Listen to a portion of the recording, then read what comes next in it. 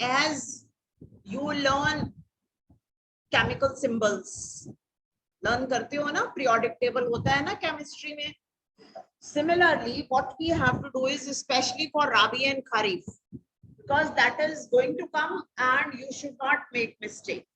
Clear? So first of all, what we need to do is,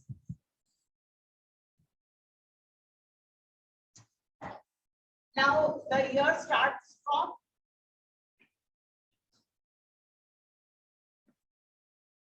March, so this way, June, July, August, September, October, November. Clear? अब ये हमें पता है कि ये months in the year पहले आते हैं, they come before, इतना तो पता है ना हमें. और ये जो अक्टूबर नवंबर है, ये विंटर मंथ्स के बाद में आते हैं. ठीक है. अब हमारे पास कौन सी दो सीजन्स है, राबी एंड खरीफ, दो है. अब अल्फाबेट पहले कौन सा आता है, के. ये दोनों पहले है, मंथ भी पहले है और के भी पहले. क्लियर? और राबी और बाद में है अल्फाबेट, और ये सोइंग सीजन भी बाद में. So that at least you don't make this mistake. अब आपको इतना पता ही है, जब हम यहाँ रह रहे हैं कितनी बार पंजाब में आपको पता है paddy, sown, winter, monsoon, sorry summer, monsoon, rains. ठीक है. तो कम से कम अगर आपको खरीफ के साथ पैडी याद है, तो आपको फिर नेचुरली वीट तो होगा ही ना. ये इधर कम से कम इतना ये बेसिक वाला याद रखो. Is it clear? जैसे अब हमने इसका बनाया, जैसे के है खरीफ, क्लियर, ये जून जुलाई है, ये राबी है, ये अक्टूबर नवंबर है. एक क्रॉप का सो होके हार्वेस्टिंग होगी तभी दूसरा क्रॉप ग्रो करेंगे ना. वो कई क्रॉप हम करते हैं साइमल्टेनियसली, ये नहीं होता कि ऐसे नहीं, कि हमेशा ही ऐसे होता है. कई क्रॉप जैसे अब फॉडर होता है जनरली, वो साथ में. कई जगह हम मस्टर्ड भी लगा लेते हैं पैरेलल, कई जगह हम ये लगा लेते हैं, और छोटे क्रॉप्स होते हैं जो साइड बाय साइड ग्रो होते हैं. बट हम मेन सीजन और मेन क्रॉप्स की बात कर रहे हैं. Clear? So this way you should remember. और आपको इतना पता ही है कि वीट की हार्वेस्टिंग तब होती है जब हम बैसाखी बनाते हैं. इतना तो पता ही है ना कि अप्रैल में जब हम बैसाखी सेलिब्रेट करते हैं, तो तब वीट की हार्वेस्टिंग हो चुकी होती है उस टाइम पे, जनरल. तो आर विंटर, इज इट क्लियर? वैसे भी अगर हम समर विंटर भी देखते हैं तो एस पहले आता है, डब्ल्यू बाद में आता है. अगर हम सीजन से भी देखना चाहते हैं ना अल्फाबेट, तो एस पहले आता है और डब्ल्यू विंटर बाद में आता है. ठीक है. तो इस क्लू को हमने अपने ध्यान में रखना है जब हमने राबी खरीफ, सपोज आपको मंथ्स ही आ जाते हैं, तो आपको इमीडिएटली पता होना चाहिए कि ये मंथ्स पहले आते हैं, के पहले आता है. ठीक है. तो अगर वहां पर विंटर वाला पूछा है तो डब्ल्यू बाद में आता है, तो वो राबी है, आर बाद में आता है. So that you will be able to जज. क्लियर? क्यों? क्योंकि हम बहुत ज्यादा क्रैम नहीं कर सकते हैं हर चीज को. It's very difficult to cram everything. कुछ चीजें हमें अंडरस्टैंडिंग के साथ याद रखनी है. तो इसके आगे आप कोई भी अपना अल्फाबेट का जोड़ के बना सकते हो. ठीक है. ये है खरीफ, सीजन बता रहा है. उसके बाद हमने क्रॉप्स याद करने हैं ना, के पी एल, के पी एम, जो भी खरीफ के हैं उसका एक बना लो अपना. जैसे हम कहते हैं ना कि उसको रिदम में राइम, राइम हम क्यों बोलते हैं? क्यों? क्योंकि हमें याद हो जाता है, राइमिंग में हमें याद हो जाता है. ठीक है. तो वही चीज अगर आप, जैसे आप बोल रहे होते हैं आंसर, जब हम कभी आपको बीच में रोक देते हैं तो आपको आंसर ही भूल जाता सारा. You start again. सो एक अपनी राइमिंग सी बना लो. Those crops which are mentioned in your book, उसकी एक राइमिंग सी बना लो. पहले सीजन आर, उसके आगे 2-3 जो क्रॉप्स हैं, सो दैट कि आपको वो बोले ना, और हो सकता है कि किसी ना किसी वे से कोई वर्ड ही बन जाए। वो वर्ड्स कैसे बनते हैं, हम लोग नेम्स रखते हैं ना, सो मेनी टाइम्स अपना नाम होता है, हम कैसे बनाते हैं, ऐसे ही बनाते हैं। आपने वो कई बार पजल सॉल्व की है डाइजेस्ट में, रीडर्स डाइजेस्ट में, चिल्ड्रन डाइजेस्ट में पजल आती है, जैसे how many new words you can create out of, suppose I have a word exit, suppose I right here a word exit, children digest और ये इनकी चीजें करा करो आपको, so that they can helpful. Suppose I have written the word exit. Clear? You have to make new words using these 4 alphabets only, but you are not to repeat one alphabet more than once. Tell. Yes. Tie. Good. Tie. Tie. Yes. Next word.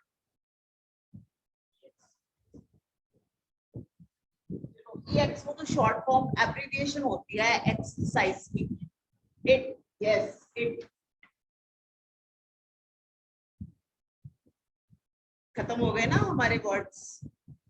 तो इस तरह से ये जो puzzles है ये children digest में आती हैं। So it's a good mental exercise to think about the words which can be framed.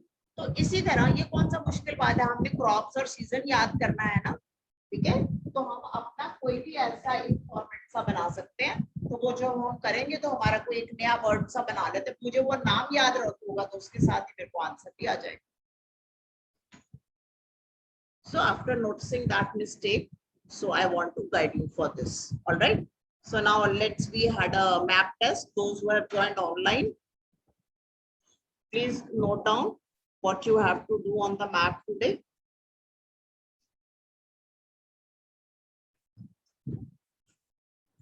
From the chapter of agriculture, yes, 2 states, each of 2 states, major producing areas, each of rice and wheat, 2 major producing states of wheat and rice. Next, 1 major producing state each of 1 of jute, rubber, coffee, tea, cotton, sugarcane. Have you written? 10? How many?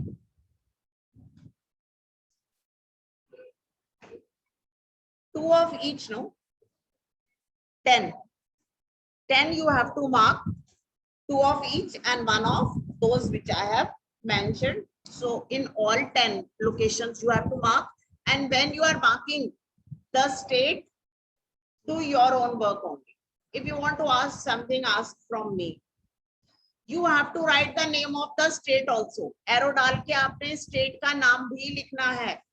You must know which state, because wait, before starting, suppose you are getting MCQ, in that you are asking how you will get the map.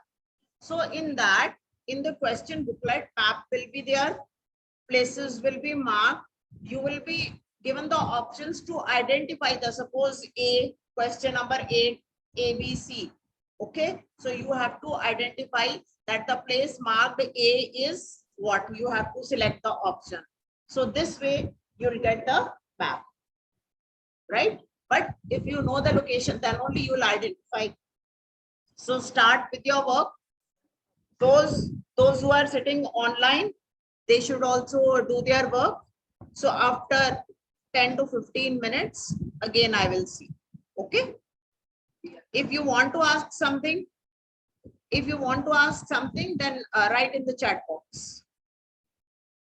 Just 1 minute.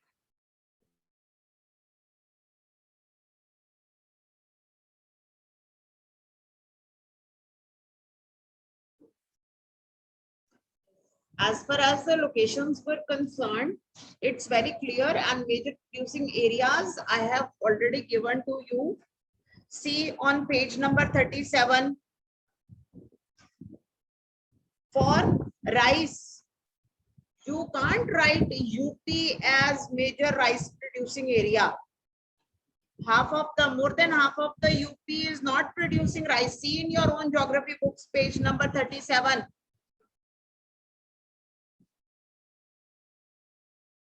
Clear? It can be Bihar, West Bengal, clear, coastal areas. You see on the side of Bay of Bengal, state you have to mention. You don't have to write UP. You can see. For wheat we can write, because it has both major and minor both. So then we can write UP. But otherwise Punjab and Haryana, major rice, full state is covered. Now next is, we had to write for jute, West Bengal. For jute, West Bengal. For rubber, Kerala. Clear? Next, coffee, Karnataka. Next, Assam, tea. Next, cotton, Gujarat. And sugarcane, UP. Is it clear? Major. Here it is the major, means the largest producer. Clear to you? And when we are talking of wheat and rice, it means there can be more than one. 2 or 3 options are given to you to see if you get more than 2 names in the MCQ. आपको option आ जाता है suppose, ठीक है, suppose you get for jute कि mark the states which are producing largest producer और in which jute is grown और produced, किसी भी वे से, ठीक है। उसमें आ जाता है आपको बिहार, वेस्ट बंगाल, ठीक है, नीचे आ जाता है वेस्ट बंगाल यूपी, नीचे आ जाता है बिहार पंजाब, क्लियर। फिर एक 4th ऑप्शन आ जाता है वेस्ट बंगाल उड़ीसा। 2 नाम आपको कम से कम इसलिए पता होना चाहिए कि अगर आपको एमसीक्यू में ये चीज आ जाती है तो आपको फर्स्ट और सेकंड स्टेट पता हो। Are you getting clear? So this way you have to prepare बेटा। स्टेट्स के नाम आप किसी भी हालत में नहीं भूल सकते हो। मैंने आपको बोला था कि 2 वे से आप लर्निंग कर सकते हो, ठीक है। या तो स्टेट का नाम लिख के उसके आगे क्रॉप्स लिख लो। अगर यूपी है, ठीक है, यूपी में आप 2 लिख सकते हो, शुगर केन एंड व्हीट। क्यों? क्योंकि हम लार्जेस्ट प्रोड्यूसर्स कर रहे हैं ना, हम माइनर एरियाज नहीं कर रहे हैं, ठीक है। इसी तरह आप अगर राइस लिख रहे हो तो आपको पता है। So this way you have to learn. उसका table make like this so that you know the name of the state and you are not mistaken. जैसे मैंने आपको खरीफ और राबी का समझाया है, इसी तरह आपने ये भी करना है। So don't take it lightly. You will get confused because states and crops can confuse. हो जाते हैं, confuse हो सकते हो आप इसमें, but आपको अपना एक किसी भी वे से माइंड मैप बना के करेक्ट तरीके से आपको अपना एक फॉर्मूला डिवाइस करना है जिससे आप सबसे इजी वे से इस चीज को लर्न कर सको। Similarly geographical condition, soil and temperature. Suppose आपको आ जाता है राइस की आ जाती है कंडीशंस, व्हीट की आ जाती है कंडीशन, जो हमें 3-4 क्रॉप्स की करी हुई है उन्हीं की आएंगी, क्लियर। अब फ्रॉस्ट फ्री डेज है, आपको पता होना चाहिए इमीडिएटली कि कौन सा क्रॉप है जो फ्रॉस्ट फ्री डेज रिक्वायर करता है, cotton. Bright sunshine at the time of ripening. कुछ ऐसे पिक्यूलियर कैरेक्टरिस्टिक्स हैं जो हमें पता होने चाहिए कि ये किस क्रॉप के साथ है। Can be used both as food and fodder. Yes, लो बस then what are you preparing so much time? You have got agriculture, एक ही chapter था ना, and Saturday Sunday was off, Monday also you just had online classes, hardly you were joining, very few students were there. तो आप 3-3 दिन में एक chapter भी revise नहीं कर रहे, then what revision you are doing? अभी तक आपको ये पता नहीं. And while teaching, so many times I told you that this is the crop which can be used as food and fodder both. मेज है ना, it should be immediately. 10 minute के बाद अगर आंसर आ रहा है मेज, तो that is not the answer now. Answer should be immediately now. Your exams are approaching. कब तैयारी करनी है आपने? And there are so many other things. वहां पर आपका अब ये तो 3 आवर्स का टेस्ट है, उसमें भी 40 मार्क्स इज MCQ. और मैंने उस दिन भी बताया था, आज फिर बता रही हूँ कि क्वेश्चन नंबर 1 है, उसके 20 पार्ट्स होंगे. क्वेश्चन नंबर 2 है, उसके भी 20 पार्ट्स होंगे. ठीक है, ऑल ऑब्जेक्टिव. अब सपोज क्वेश्चन नंबर 1 आपने डाल दिया, वो रोमन होगा, उसके बाद 1. ठीक है, अब 1 का ऑप्शन क्या है? कॉटन.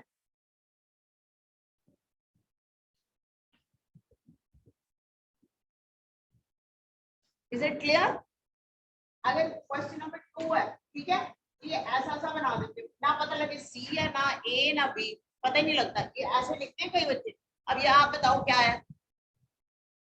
क्या ऑप्शन पढ़ा जा रहा है आपसे कि ये ए है कि सी है, बी है? You do like this. आप लोग ऐसे लिखते हो ना, हैंड राइटिंग ऐसे वाली, जो पता ही ना लगे. When it is not clear to me, it means it is wrong and zero. अगर आपने ये लिखा है, सपोज ऐसे लिख के इसके आगे आपने झूठ लिख दिया, तो मुझे पता है कि आपने करेक्ट आंसर लिखा है. Is it clear? So for all the objective questions, you have to write the complete answer and properly. ये नहीं कि इतना गंदा गंदा कटिंग कर करके आपने बुरे हाल कर दो. यहाँ पर कटिंग कर करके, थर्ड यहाँ पर लिख दिया, 10 बार कटिंग करके फिर इधर लिख दिया, यहाँ पर कोई एरो डाल दी, यहाँ पर लिख दिया please question number this on page 4. ये ऐसे वाले काम नहीं करने हैं. Because if you are not attempting the paper properly, yesterday 2 days we had paper over here in our school, so the OMR sheets as you will get. ठीक है, वहां पर आपको टाइटल पेज पे ही कितना कुछ भरना होता है. You have to fill booklet number, you have to fill your roll number, you have to fill the center code, आपको fill करना होता है. There are so many things. और आपको पता है ना, वो कोड सबमिट टाइप करते होते हैं, नीचे नंबर होते हैं. Now what yesterday one student did, उसने रोल नंबर की जगह बुकलेट नंबर भर दिया. और इसमें कोई वाइटनर नहीं यूज हो सकना, कोई करेक्शन नहीं हो सकती. अगर गलत हो गया तो गलत. OMR शीट दोबारा नहीं मिलती. एक जो सीरीज में आपके लिए OMR शीट आ गई, दैट यू विल गेट. और अगर आप इतनी प्रेजेंस ऑफ माइंड नहीं रखते हो, आपको क्वेश्चन था विच 2 क्रॉप्स आर ग्रोन. ठीक है, फाइबर क्रॉप्स, आप लिख रहे हो silk. Silk is not a crop which is grown. इतने साल हो गए हैं साइंस और एसएस में पढ़ते हैं आपको. क्रॉप ग्रोन, ये सिल्क और जो वूल मिलती है वो क्या है? एनिमल फाइबर्स है which we get. Wool synthetic भी होती हैं, बट नेचुरल में तो हम उसको काउंट करेंगे ना. सिल्क क्रॉप है, वो क्रॉप है. सेरिकल्चर कब से कर रहे हो आप? तो जब आप क्योंकि पढ़ नहीं रहे हो आप, you are not reading the question proper. कि क्रॉप्स ग्रोन है, फाइबर क्रॉप्स ग्रोन, तो उसमें सिर्फ कॉटन और जूट, हेम्प आ सकता है. Hemp is there, it is given. It is another quality of jute. तो इतना तो पता हो कि फाइबर क्रॉप क्या है. बीवरेजेस नहीं पता लगते आपको कि बीवरेजेस क्या है. Food crop, non food crop, जो हम नहीं खाते. सिंपल. Is it clear? यही नहीं है. तो ये start working seriously on this. All right,